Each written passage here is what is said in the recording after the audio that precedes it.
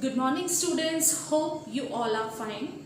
Today in this video I am going to explain you the question answers of exercise L, that is HOTS question answers, and the next one value based question of lesson number 4 heat.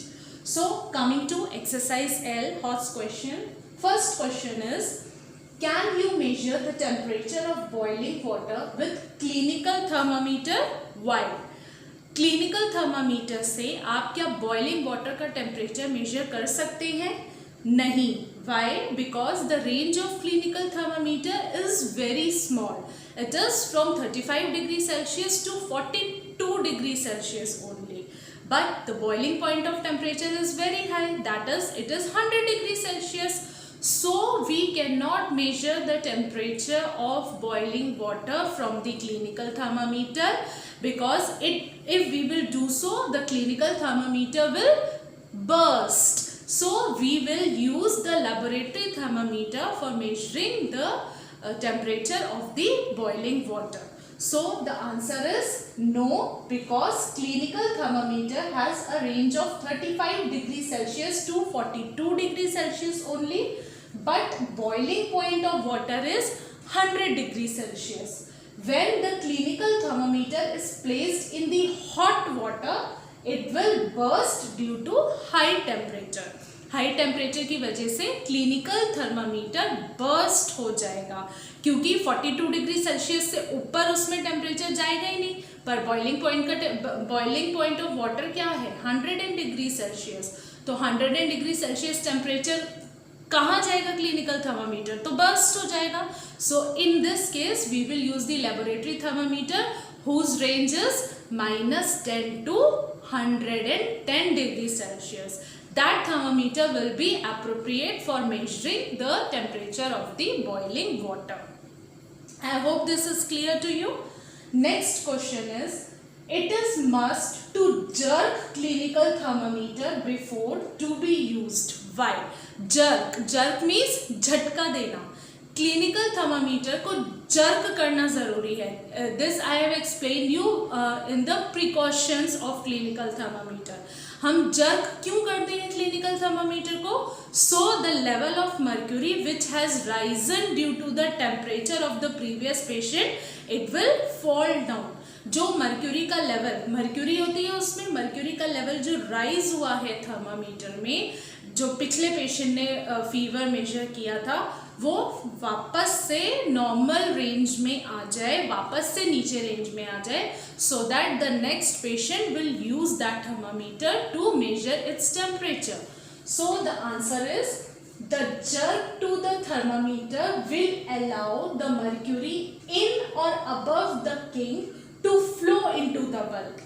Kink explain किया था मैंने, जो bulb होता है mercury thermometer का, जिसमें mercury field होती है, जो सिल्वर कलर का होता है, उसी के पास जहाँ से लाइन स्टार्ट होती है, एक ऐसे अबव किंक होता है.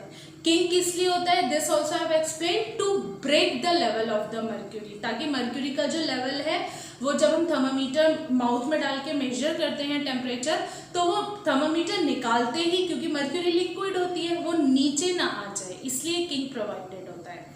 तो जर्क हम इसलिए देते हैं ताकि मर्क्यूरी जो किंक में है, किंक के अबव और किंक में जो मर्क्यूरी है, वो मर्क्यूरी लेवल नॉर्मल टेम्परेचर से नीचे आ जाए. That is why we give jerk to the thermometer, so that it will brings the mercury level to the normal temperature. I hope this is also clear to you. Next question is, third question, slabs of ice are covered with sawdust or gunny bags to prevent them from melting. Why? Slabs of ice, ice की जो बर्फ की जो slab होती है, जो पूरी brick type होती है, उसको हम सॉडस्ट और गनी बैग से प्रिवेंट करते हैं ताकि वो मेल्ट ना हो. ऐसा हम क्यों करते हैं? बिकॉज सॉडस्ट क्या होती है, आपने देखा होगा जब आपके घर में वुडन फर्नीचर का कुछ काम होता है, वुडन काम होता है, कारपेंटर काम करता है, तो वो वुड को ऐसे छीलता है, तो उसके जो छिलके होते हैं वुड के, बुरादा जिसे हम हिंदी में कहते हैं, दैट इज अ सॉडस्ट. बिल्कुल छोटे छोटे आपने देखा होगा होते हैं. तो उनसे हम क्यों कवर करते हैं? क्योंकि both of these are the poor conductors of heat.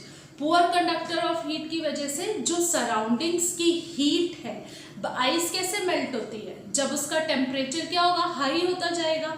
तो जो आपकी आइस है वो सराउंडिंग्स के टेम्परेचर की वजह से मेल्ट होती है। तो वो जो टेम्परेचर है पुअर, क्योंकि ये material poor conductor of heat है, तो वो हीट एब्जॉर्ब नहीं करेंगे और आइस जल्दी से मेल्ट नहीं होगी। So let's see the answer. Because they are poor conductors of heat, क्योंकि वो पुअर कंडक्टर्स ऑफ हीट हैं। पुअर कंडक्टर्स ऑफ हीट का क्या मतलब हुआ? कंडक्टर्स क्या होते हैं? Conductors that allow heat to pass through them, और poor conductors that will not allow heat to pass through them। तो वो sawdust और आपके जो गनी बैग्स हैं वो हीट को अलाउ नहीं करेंगे बर्फ तक जाने के लिए। So they do not let ice melt quickly as they do not transfer the heat of the surroundings to the ice। Surroundings की जो हीट है वो आइस तक ट्रांसफर ही नहीं होगी, तो आइस क्विकली मेल्ट नहीं होगी। मेल्ट होगी but it will take time, quickly melt नहीं होगी, स्लो प्रोसेस होगा, धीरे धीरे ये काम होगा। I hope these questions are clear to you.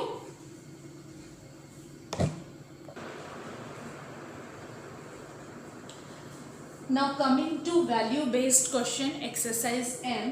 The question is, your mother always buys cooking vessels with base painted black so that food cooks quickly and fuel is used in lesser amount also.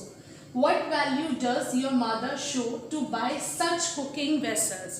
Try to understand the question. In question it is given कि आपकी mother जब cooking vessels खरीदती हैं जिसमें खाना बनाते हैं, वो यूजुअली ऐसे खरीदती हैं जिनका जो बेस है वो ब्लैक कलर से पेंटेड होता है और वो लेसर फ्यूल यूज करते हैं। लिखा है यहाँ पे, always buy cooking vessels with base painted black so that food cooks quickly and fuel used in lesser amount. So what value is shown by your mother? आपकी मदर इससे क्या value show कर रही हैं? क्या पता लग रहा है उससे कि वो ऐसा क्यों करती हैं, क्यों ऐसे वेसल्स खरीदती हैं? I have told you that the dark colour absorbs more heat. Dark colour जो है वो ज़्यादा हीट एब्जॉर्ब करता है। ज़्यादा हीट एब्जॉर्ब करने से कुकिंग का जो प्रोसेस है वो फास्ट हो जाएगा, क्योंकि जितनी ज़्यादा हीट होगी फूड उतनी जल्दी कुक होगा।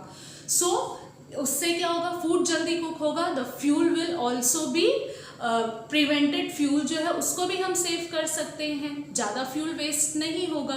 तो वैल्यू क्या शो हो रही है यहाँ? मदर जो है आपकी फ्यूल को सेव करने की वैल्यू शो कर रही है, सो दैट जो फ्यूल है फ्यूचर जनरेशन्स के लिए भी अवेलेबल हो सके। एंड नॉर्मली जो वेसल्स ब्लैक कलर के पेंटेड होते हैं वो कॉपर से कॉपर कोटेड होते हैं। उनके जो वेसल्स के बेस पे कॉपर का कोट किया जाता है and copper is a good conductor, conducting material है कॉपर, जिसमें हीट जो है वो पास होती है। Here you can see copper it conducts heat faster. तो कॉपर कंडक्ट करता है हीट को एब्जॉर्ब करता है, जिससे आपका जो कुकिंग का प्रोसेस है वो फास्ट होता है एंड फ्यूल सेव होता है। So the answer is the vessels that are painted black at the base. Vessels जो बेस से ब्लैक पेंटेड होते हैं are usually coated with copper. Usually उनको कॉपर से कोट किया जाता है। It conducts heat faster. वो फास्ट हीट कंडक्ट करते हैं क्योंकि copper is a good conductor of heat. And usually black colour absorbs more heat, और ब्लैक कलर जो है हीट को ज़्यादा एब्जॉर्ब करता है। सबसे ज़्यादा ब्लैक कलर हीट को एब्जॉर्ब करता है, विच मेक्स कुकिंग फास्टर, जिससे जो कुकिंग है वो फास्टर होती है और फ्यूल भी सेव होता है। Here the value showed by mother is, तो वैल्यू जो मदर यहाँ शो करना चाह रही हैं is of saving fuel for future generation. आगे की जनरेशन को फ्यूल मिल सके, इसके लिए वो फ्यूल सेव करने की वैल्यू शो कर रही हैं। So I hope the question is clear to you. So this is all for today. Thank you.